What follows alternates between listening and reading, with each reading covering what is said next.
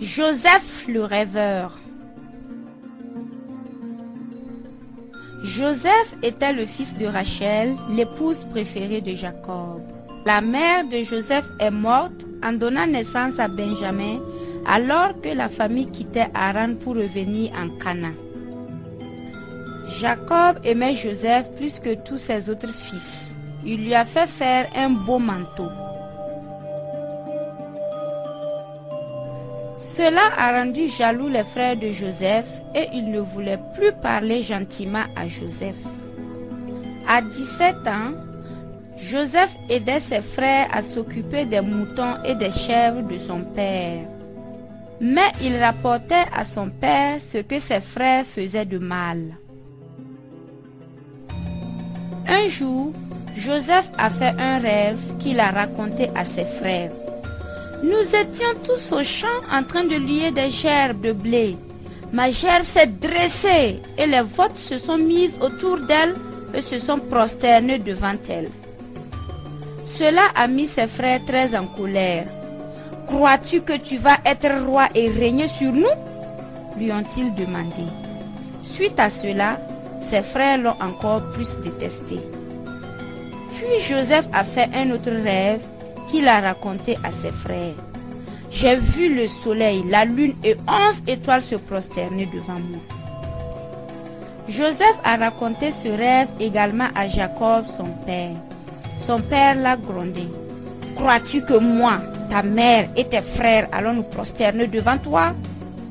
Cependant, son père a gardé en mémoire les rêves que Joseph avait faits. Un jour, les frères de Joseph sont allés garder à Sichem les troupeaux de leur père. Quelque temps plus tard, Jacob a demandé à Joseph d'aller à Sichem voir si ses frères et le troupeau allaient bien et de revenir lui en donner des nouvelles. Joseph s'est donc rendu à Sichem et a cherché ses frères tout autour.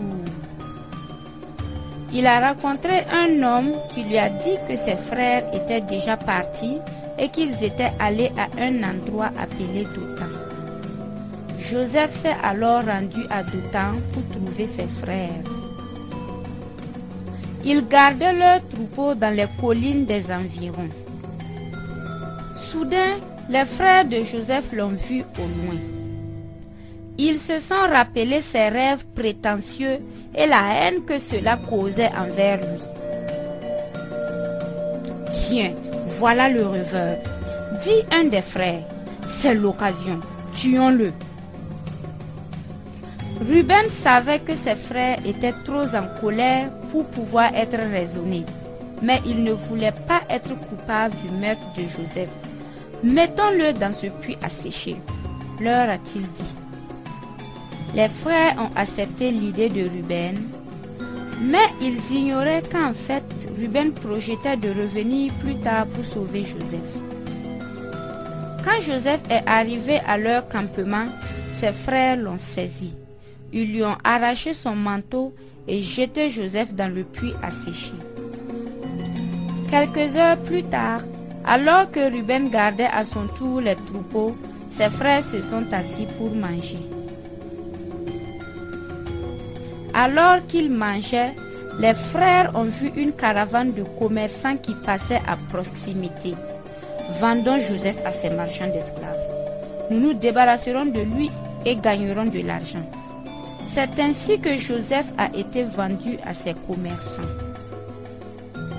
Quand Ruben est revenu quelques heures plus tard et a découvert que le puits était vide, il s'est écrié: Joseph n'y est plus. Qu'allons-nous dire à notre père? Pour couvrir leur crime, les frères ont déchiré le manteau de Joseph, l'ont plongé dans le sang d'une chèvre et l'ont apporté à leur père. Nous avons trouvé ça dans un champ, lui ont-ils dit. Une bête sauvage a mangé Joseph, s'est écrié Jacob, et de chagrin, il a déchiré ses vêtements. Jacob souffrait tant de la perte de son fils Joseph qu'il avait perdu l'envie de vivre. Alors que Jacob le pleurait en Canaan, Joseph était amené loin, en Égypte, où il a été vendu comme esclave.